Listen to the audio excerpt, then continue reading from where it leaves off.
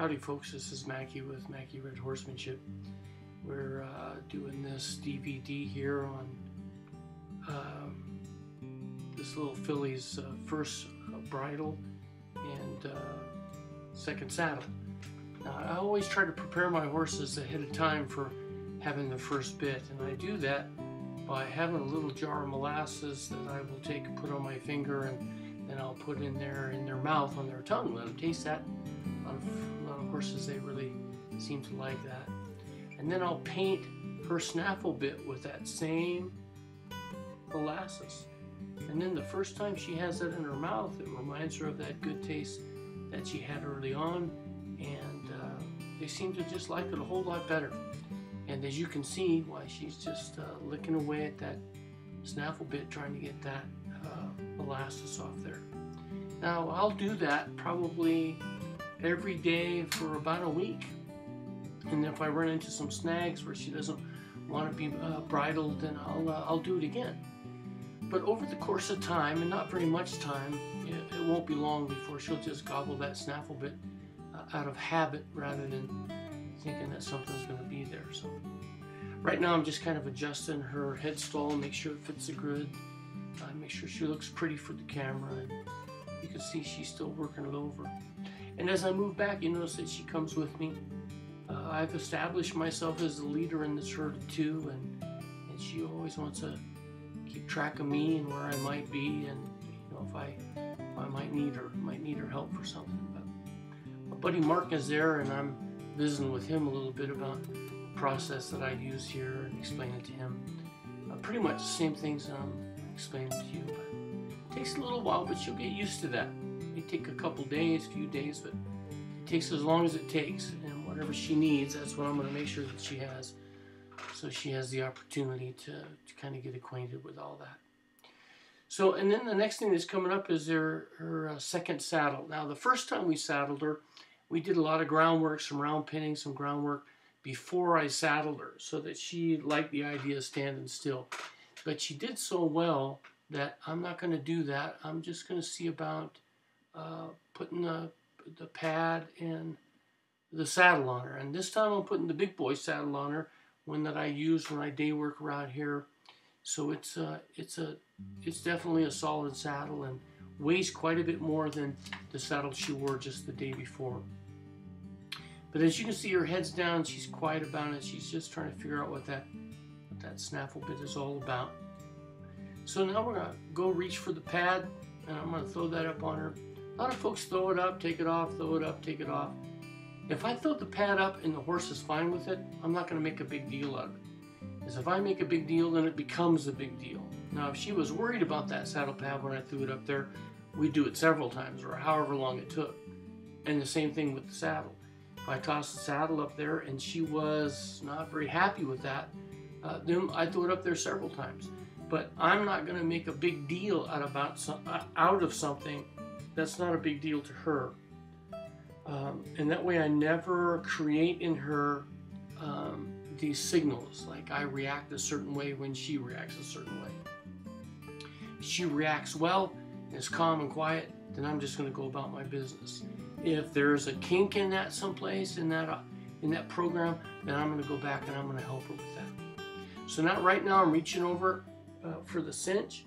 I'm going to put that cinch on her, and when I first tighten this cinch up, I do it a little at a time, but I want to make sure that when I'm done and I walk to the other side to get that breast collar, that if she were to move, that saddle's not going to come up. So I just do it a little bit at a time, and you'll see that. I try to keep her head tipped toward me. She's looking away right there a little bit, but I'm trying to keep her head tipped toward me, so if something should happen, hopefully her hind end or hind quarters would move away from me. But there she is. You got her head back over there, and I'm tightening it up a little bit, and you can see her kind of not hump up, but she's paying attention, and I want her to pay attention to what's going on. So I got her on well enough that I'm pretty sure it's not going to come off if she moves. Then the next thing I want to do is I want to get this breast collar on, and I'd like to get it on just about as quick as I could. And the reason why is if she were to move, or if something were to go bad, with the breast collar on, there's no chance that that saddle can roll up underneath her. A breast collar will keep that from happening, so we won't have a rack. And so I'm getting that all set up for her breast collar. And then, of course, the next thing is the back cinch. Now, she's never had a breast collar on before. She's never had a back cinch on before. So all these things are brand new to her. They may not be brand new to you and me, but they're brand new to her. And you want to remember that. When you cinch up that back cinch, you want to make sure that horse is looking at you, facing your direction. So if things go south, you're going to be okay. You're not going to get hurt. So once I have that all set up, I want her to move off. Now, I'm not going to chase her. I would just like to see her walk off. Now, if she does trot, which she's going to hear pretty quick because she just feels the need to do that, that's fine. But then I'm just going to try to slow her down a little bit. Say, don't worry about it. Don't get too excited. Just relax. Everything's going to be fine. And this way, if she was to buck, if she was to get excited and nervous, then I'd be there to help her. I could pull her head around and get her to look at me and relax and not worry quite so much. She's still working with that bit, but that's fine. Now, during this process of lunging her around, I noticed that her breast collar is way too big for her. And after all, she's just a baby, and not all the big clothes fit her. So there's going to be a little break in the video here pretty quick, and that's when I'll step out of the pen. I get my leather punch, I punch a few extra holes in this breast collar, so we can make sure we got it fit and got it fit properly. So when we come back, we're going to start right about there with her breast collar all fixed and ready to go. And then I'm just going to ask her to move off, to move her feet, just like we did in the beginning, but now that breast collar fits her much better, and I just feel a whole lot better about that. So right now I'm just using the stick, asking her to move around. Now, this is a different exercise for her because I'm much closer to her. I'm only about maybe 4 or 5 feet away from her, and this is brand new. And this stick that I'm using, I'm tapping her saddle with it, so it's making a bit of noise, and she's not really sure what to do, and she sure doesn't like to be told what to do, but most kids don't.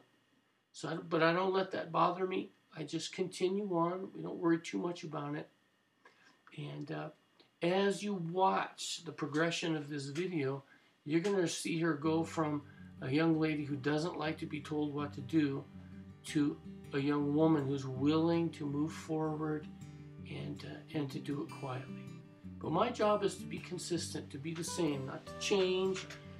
See, it's about control. It's about me controlling that horse, which is true. She's got to move, but if I can't control myself, if I can't control my emotions, if I can't control who I am, then she's never going to trust me.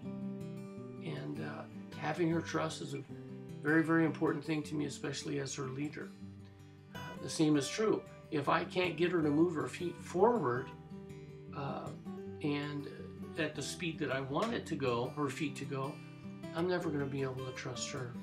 So it's all about that control, being able to control the horse, but more importantly, being able to control me, my emotions, not getting upset, not getting angry, not getting discouraged, just being consistent. So this idea of a horse moving forward is so important. You can't teach a horse to stop if he won't move forward. You can't teach a horse to back up if he won't move forward. A horse has got to be able to understand the concept of moving forward.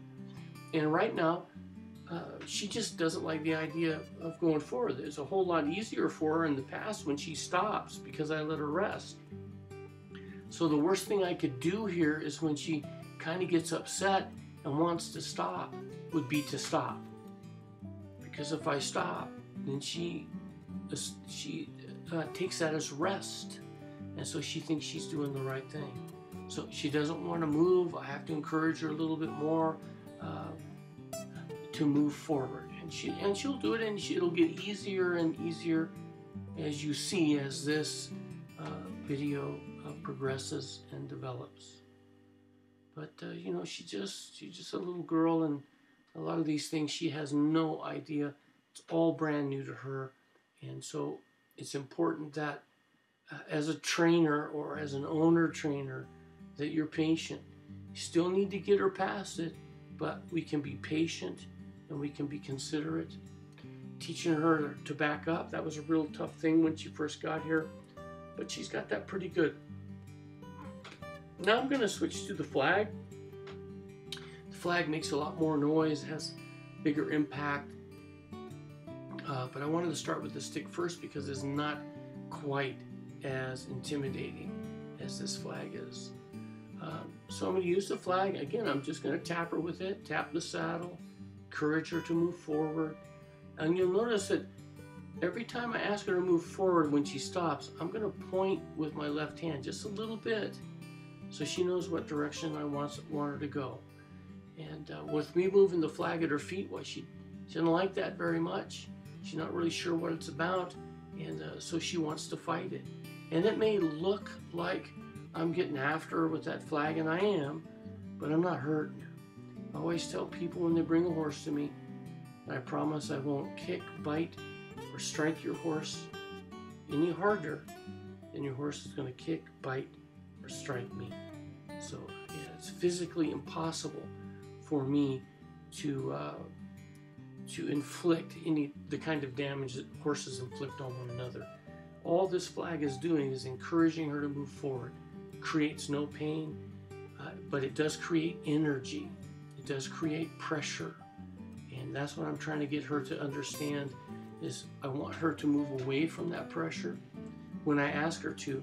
And I also want her to accept that pressure when I ask her to. So putting that flag up above her saddle is a good thing because someday I'm going to be up there and I may have to put a slicker on, or my hat may come off, or may get warm and I want to take my coat off. And I don't want her to freak out just because she sees something moving above that saddle. Well, if she can't handle this flag above her saddle, there's no way in the world she's going to be able to handle me taking my coat off in her saddle. So it's a process. It's a program that prepares a horse ultimately for, in this horse's case, in her case, for her very first ride and for every ride she has after that. I'm preparing her now for her life as somebody's horse, somebody's companion. And so I need to make sure that she understands that nothing's going to hurt her. As long as I'm there as the leader, she doesn't have anything to worry about. So we're just going to keep working along with this flag. I move it on the ground. It makes a lot of noise. You can't hear it, obviously, but it makes a lot of noise. And, you know, it's very visual. It's you know, can be very exciting for the horse. But over the course of just these few minutes, you're going to see her settle down and accept this flag as something that it's not going to hurt her. It's not going to kill her. And I'm not there to hurt her. I'm there to help her, teach her how to get along with humans, and at the same time, I'm going to teach her owner, her human, how to get along with her. So we're just going to keep working back and forth, rub her with it every now and then, let her know she's done a good job. And here, what you're going to see happen is she's not going to move. Why? Because my intention is completely different than it was before.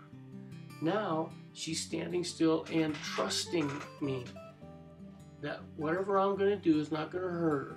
She just stands still, she'll be fine. And some folks call that desensitizing your horse. I use the term, I call them trust exercises because I think that's more accurate. I'm really asking my horse to trust that no matter what's happening around him, as long as I'm there, everything's going to be fine. Desensitizing my horse gives me the idea that I'm trying to numb my horse to things that are going to happen around him. That's not the case at all. I just want her to look for me for direction. I want her to trust that if I'm around, that she's not going to get hurt. Everything is going to be just fine. She just doesn't have to worry. So now we're going to go back to working a little bit more, and we're just going to let her rest there for a little while. And now I want her to move around again, step away from that pressure, and you watch she gets less and less excited about this flag. and she begins to understand nothing's going to hurt her, and if she'll just relax, things are just a whole lot better for her.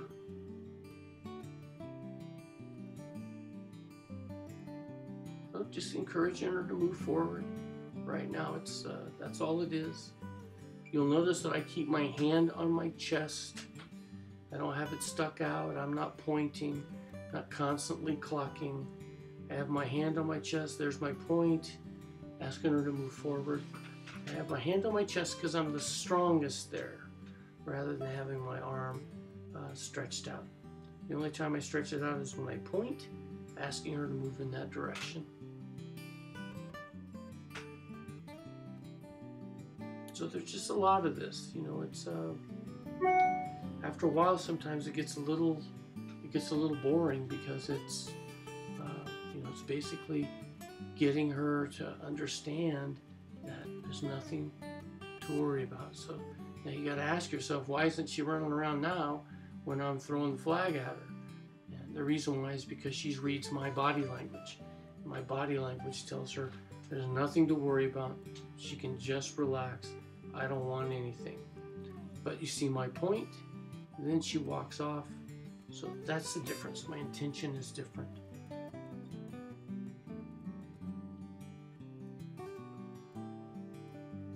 So she kind of dogs me a little bit. So you'll see me tap her on the tummy, asking her to move forward. Again, I cannot stress how important it is that your horse learns to move forward. Because if your horse won't move forward, the rest of your training is going to be very, very difficult and very, very frustrating. So if you've got a horse that won't go forward, you know, that you've had for a while, go back to this. Go back to lunging. Go back to this driving. Actually, I call it a short line lunge. Go back to some of these exercises that you can find on my Facebook page, Mackie Red Horsemanship. I've got several videos there that will help you with groundwork exercises. So you'll be able to find all of those things there if you're in need of them. And the great thing about it is they're free. So we're going to work at her a little bit. Again, you know, I'm throwing this stinking flag at her, but she's not going off. Rub her on the head. She's a good girl.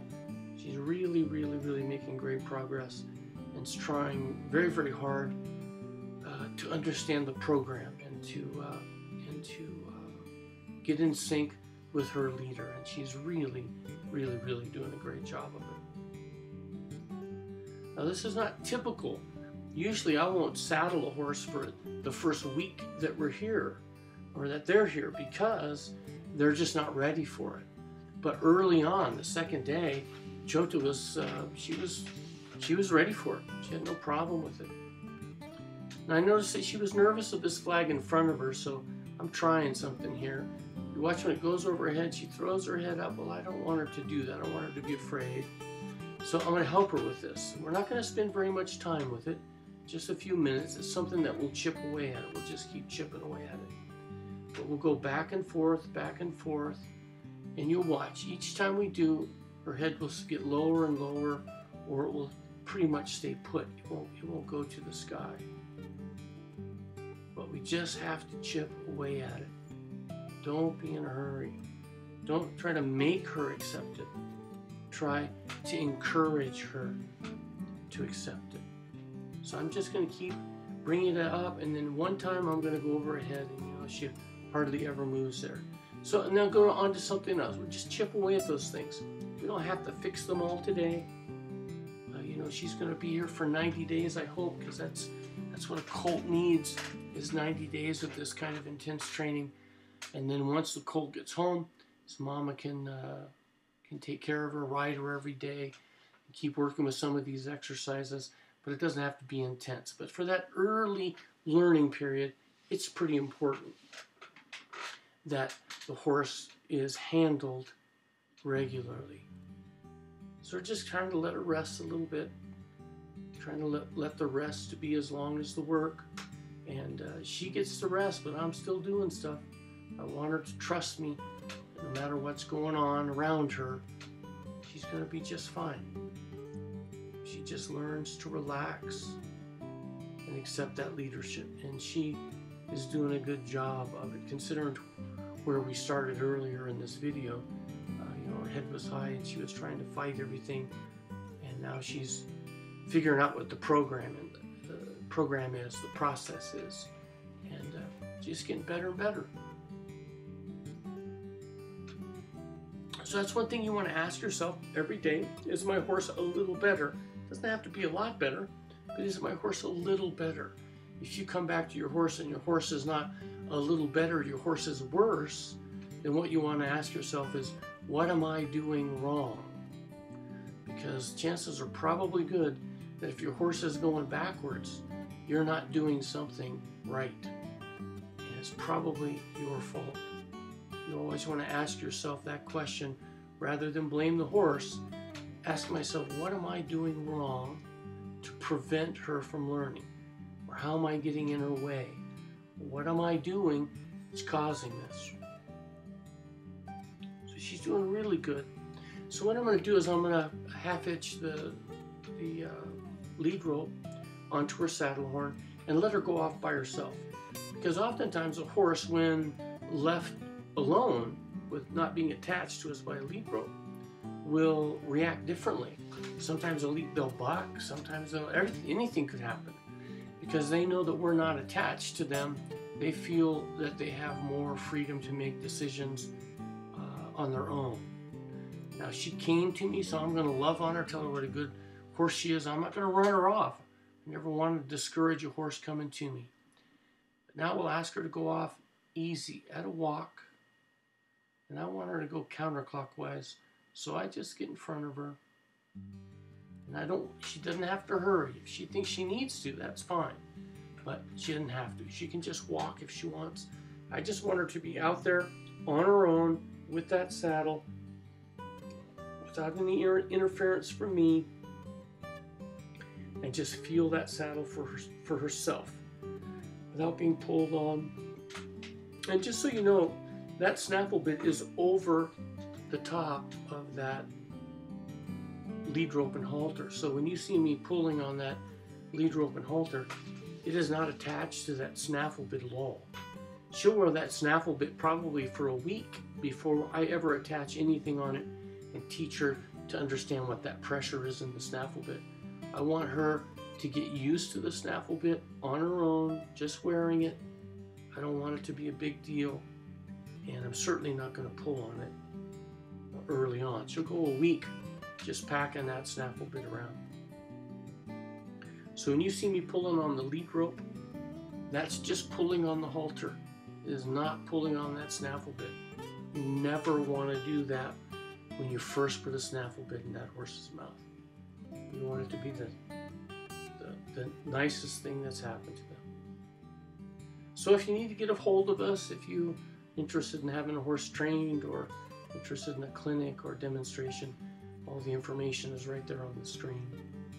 I'm going to ask her to come to me here pretty quick, and we're going to call it a day. She's had a pretty good day.